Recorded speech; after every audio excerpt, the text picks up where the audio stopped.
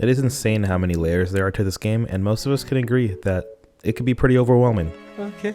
There's a lot I wish I knew before starting, but through all the L's I've taken and discoveries made, I'll be going through everything you need to know about vehicles.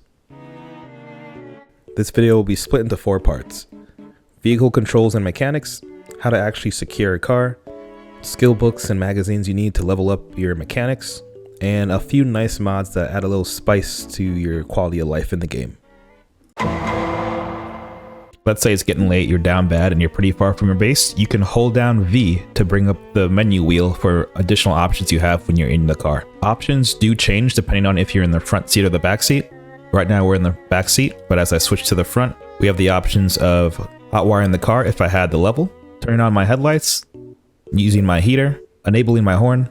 We're not going to do that since it will attract zombies. Opening up device options like your radio, closing the windows and opening them, locking all your doors, checking your mechanics, which will make you exit your car. And lastly, the most important thing is going to be sleeping in the car.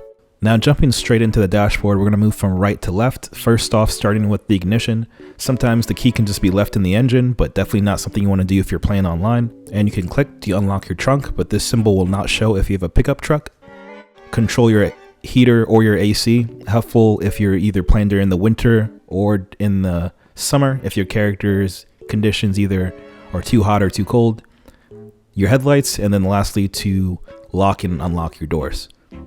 Now with the check engine light and the battery, both of these indicators are going to have some primary colors that show the state they're in. Green for working, if they're enabled, or red if they're broken, disabled, or need some maintenance. Your engine can be clicked to also start your car, in addition to using W. And finally, on the bottom left corner is going to be the option to use cruise control. Cruise control is used if you're going on a long drive. Just press Shift and W to cycle through the different speeds you want to drive at. Next helpful control is going to be holding down Z. This gives you the option to choose your seat or choose the door you'd like to exit from, which is also helpful for evading zombies and stepping out on the right side of the car. Even when you're standing outside the vehicle, both Z and V work as well. The same control could be used to access the menu options to attach trailers, cars, siphon gas, and put in gas. If you're ever having issues right-clicking and smashing the windows, go ahead and press V to pull up the same option. Just remember, even if you roll your windows down or break the window, you can still get bit by zombies through that access point. If you really have to break a window, be sure to do it from the passenger side. Q is your horn. That's definitely going to attract some zombies around you. Don't accidentally press it like I did. Then you might have some more problems you have to worry about. Similar to holding right click and then using your field of view, when you're in the car, you still have the same options. The field of view also plays into effect when you're going in reverse and when you're driving forward. To avoid taking critical damage to your car and stalling out, it's always going to be best to use the back of your car to ram zombies instead of using the hood. This could potentially damage your engine and cause you to stall. Lastly, most interesting tip to close out vehicle controls is that you can roll down your window, equip the weapon, and do a drive-by. Shoot zombies from your car and get away in style. There are going to be at least 5 different ways for finding keys to the car. 1. Catching them on the ground. 2. Finding them on a nearby zombie. 3. Searching nearby houses where the cars are present. 4. Checking the glove box or getting lucky with the keys in the ignition. And 5. Either picking up the burglar profession to hotwire or having electrical level 1 and mechanics level 2.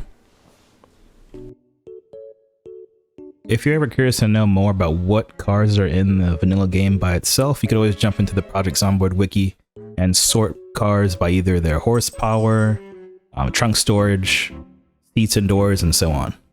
I'm not going to go through this list, but feel free to check it out.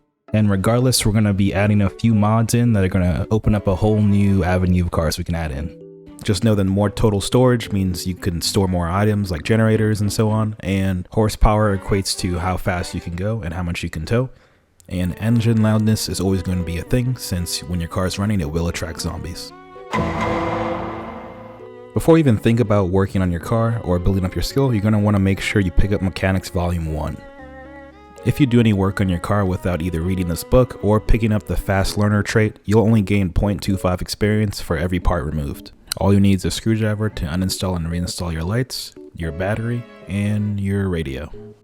To be most efficient with leveling up, it's going to be important to pick up the Fast Learner trait in addition to reading the book so you can collect those bonuses to level up your skill faster. If doing so, it'll take you 7 cars to get to level 1 and only 13 cars to get to level 2. Pause here and take a screenshot if you want to save this for later. You could always check your local bookstore, post office, or raid nearby homes for any books on mechanics, in addition to others.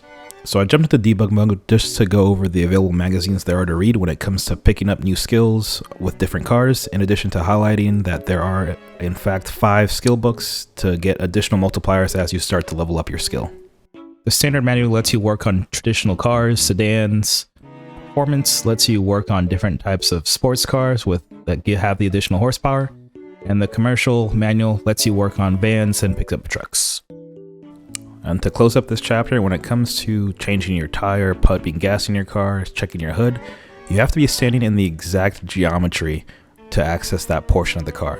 Sometimes it can be painful to figure out where to pump gas or you can't get the right angle, but just know this is this geometry you have to fit into when it comes to either accessing different parts of your car. Before this video gets any longer, we're just going to jump into the workshop to take a look at a few of the mods used in this video. You could always filter by vehicles and see that there's never a shortage of mods you can add into your gameplay. First up, we got Easily Find the Key. As mentioned before, this displays key in a 3D way, so this makes it way easier to find without you having to mess with your settings. Then we got the Fuel Side Indicator. This conveniently shows the direction of where your fuel tank is located. Now we got Better Towing that adds a nice UI when it comes to towing cars, in addition to giving you the option to physically move your car or push it if it's stuck in a corner. Auto has plenty of different types of mods, but I've used the trailers one just to get access to a few more options. And we got I Don't Need a Lighter, which lets you light cigarettes directly from your car's cigarette lighter. And when you pull up the menu wheel, it just shows you a few options, whether you have cigarettes on hand or if your battery is good enough to light one. Lastly, we have the Mustang mod from Auto that adds a few models in addition to a skill magazine to create some new parts. Then we have the classic 1985 Mercedes-Benz mod that adds a few models as well. In addition to the Jeep Wrangler mod, adds a few nice Jeeps, a magazine, so you could build out a roof rack. Man, and that wraps it up. This is the first installment in the series.